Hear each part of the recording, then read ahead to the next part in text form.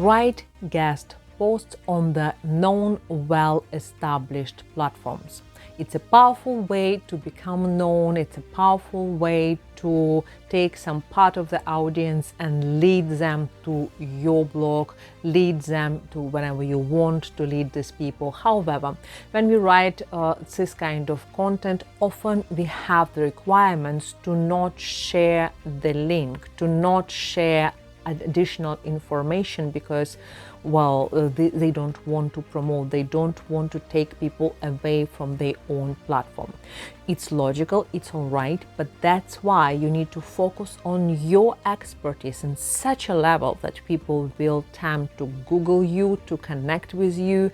That's why I consider that these guest posts are very, very powerful, important way to represent your expertise and connect with people who you don't know, especially on the platforms where you're not allowed to share your links, because there people looking for the content way more attentively than on the platforms where you just share the link and run away.